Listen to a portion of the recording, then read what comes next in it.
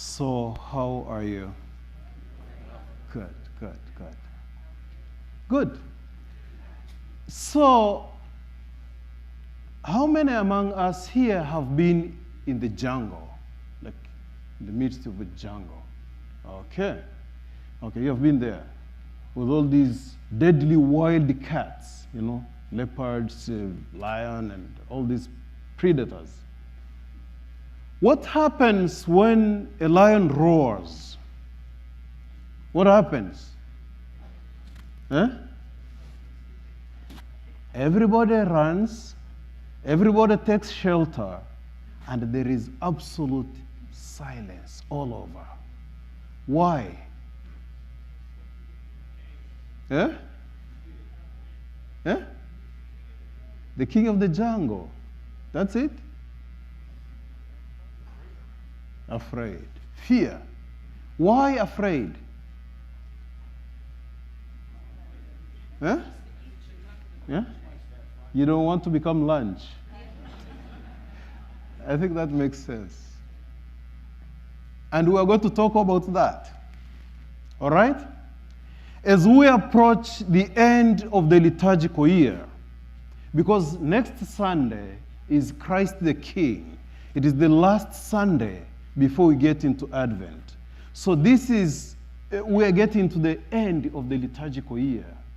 And the Mother Church wants us to think and contemplate the end. As the year ends, we need to think about the end. In Greek, we call that eschatos. Eschatology is a study of the end. And so we, being rational, are invited to think about the end things, the end times, and hereafter. Which is why we have this first reading today from Prophet Daniel. Little scary. And through history, people have used these kind of readings to predict the end of the world. That the end is here. It's happening now. It's this year. It's that year. And it never did. And Jesus is on the same theme. He's looking at the temple. This is the center of the lives of Israelites. And he says, time will come when no stone will be left upon another stone. And he's also speaking about the cosmos, that the whole world, the whole universe will also collapse.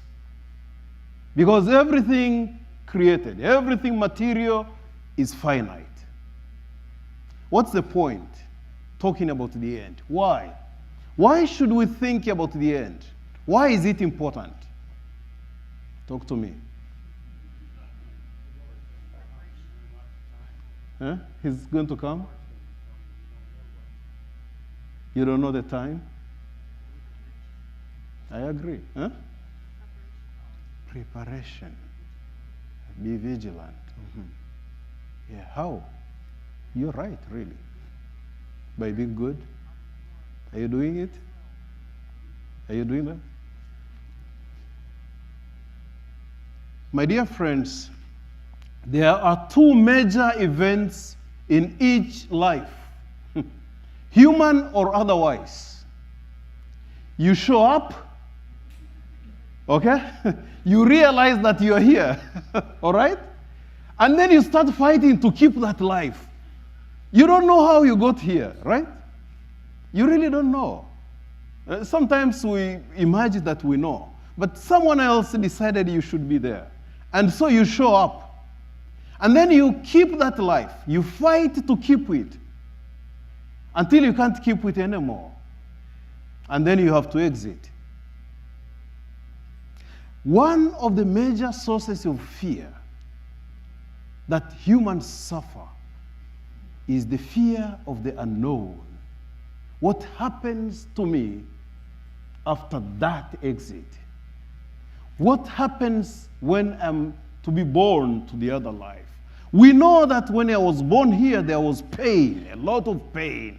You know, the woman in labor suffered because someone wants to show up. Someone wants to come out, and the woman suffered a lot. It's a little violent that time, right? Yes, some people help out, but there is pain. And the psychologists tell us the child suffers even more. Child is really squashed and suffers. And in the books of Revelation and in the gospel today, we learn that even the birth into the other life may come with, as we heard in the gospel, tribulations, some suffering. And I have seen a number of people exit as a chaplain priest. It's not always easy. And it's not just the physical pain, it's the psychological pain, the emotional pain, the spiritual pain, dealing with the unknown. What's going to happen? What kind of existence will I have? And that is tough. One of the reasons Christ came is to help us with this pain. That's why he went through it. He went through that, and it was very violent, and he died and then rose from the dead. Now, that's important. That is important. A revelation that really, because Sadducees believed you die, you are gone. That's over. So his rising from the dead is a very clear message that life does not end with a physical, bodily death. And that's why, we deal with, this revelation, the book of Revelation.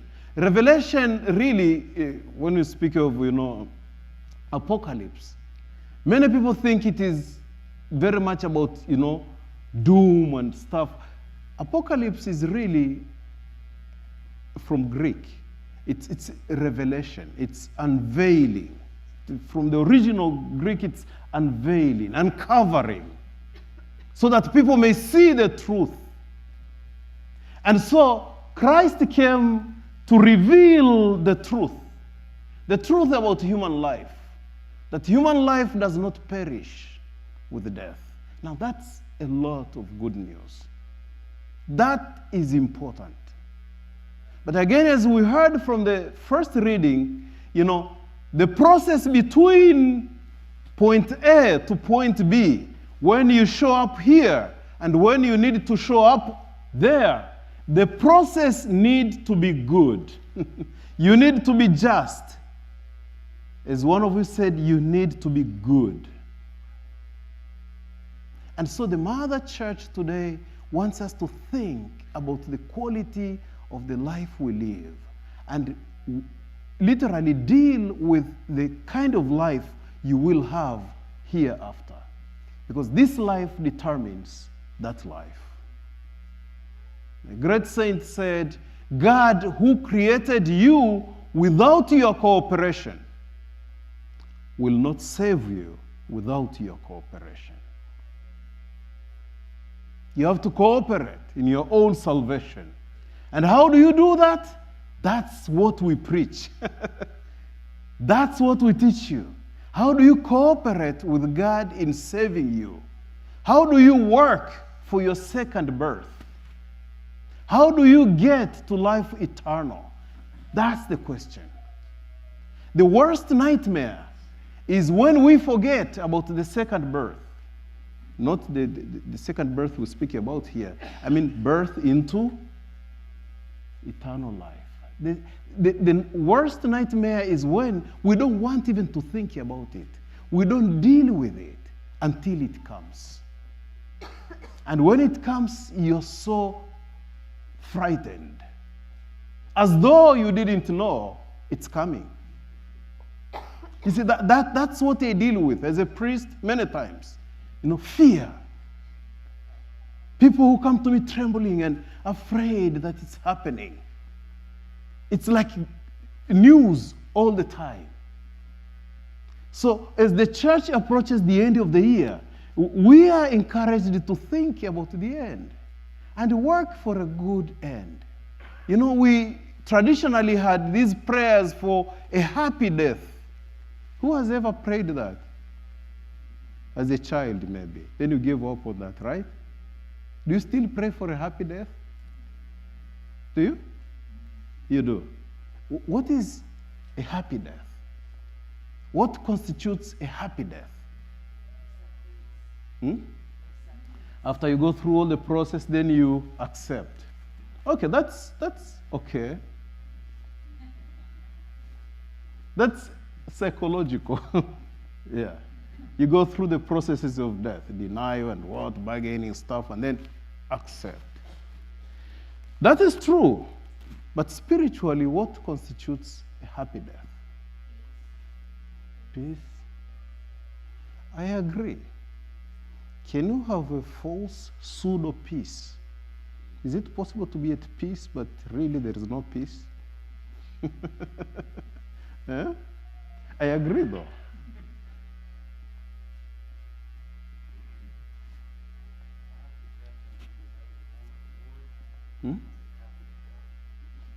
Happy to go. When you're ready to go.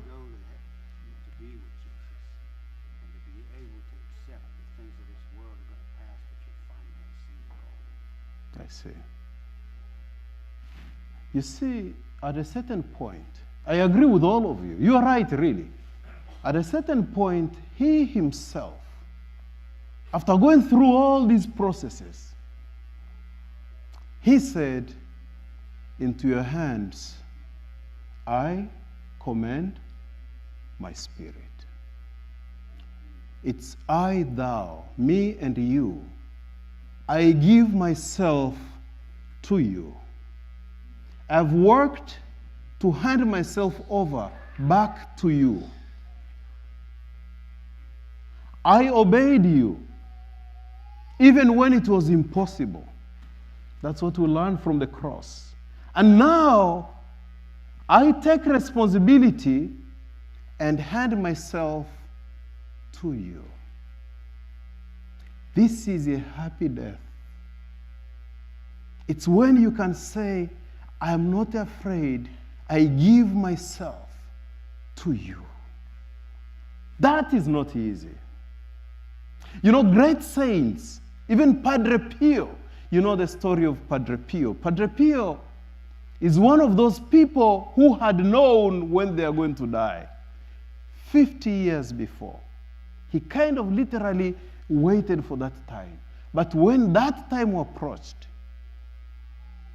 he, like everybody else, was afraid and concerned. This is a man who was given all the signs, including the stigmata, that reveals his conformity to Christ crucified. But this man, when the time approached, he was afraid. John Paul II, when he was very, very sick, he was afraid. At a certain point, he said, that time is approaching when I, like every human, will have to present myself before my Maker and give an account of my life. This is the man who is universally known to be a good man. Did his rosary daily, reached out to every human being possibly, and traveled far and wide, even in his old age. He did all his office, his prayers and stuff, and divine mercy and stuff like that. But he was afraid too. Now, am I trying to inflict fear into you? Huh?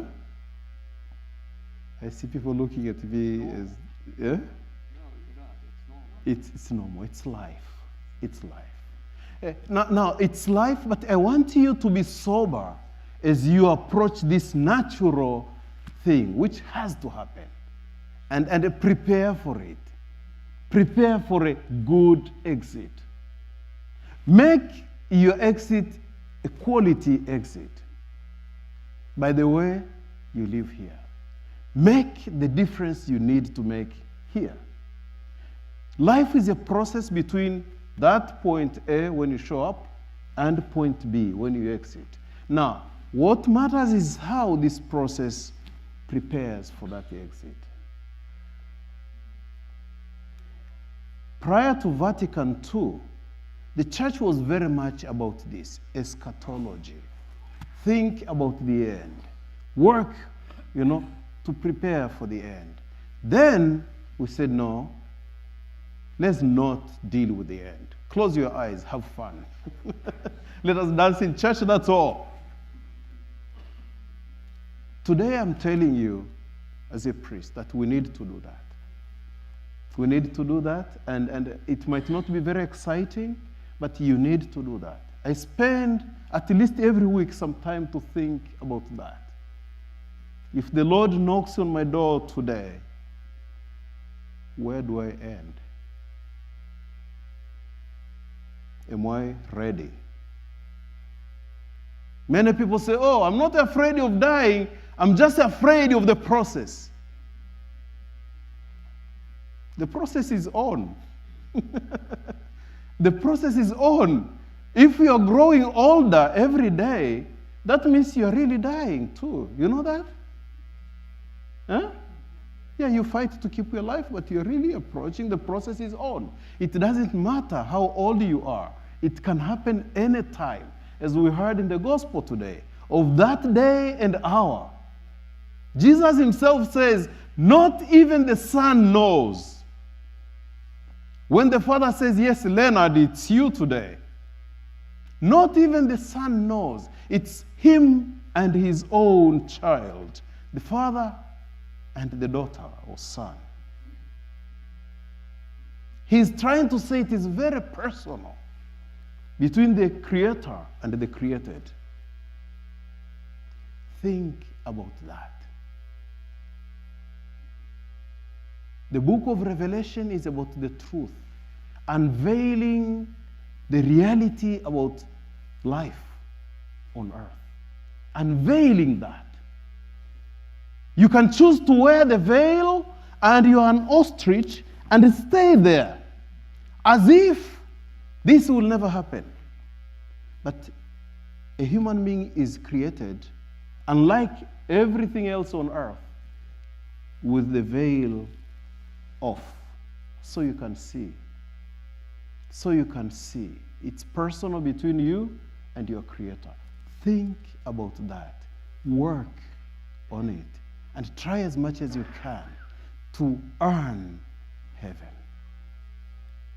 And God will help you in the process of doing so.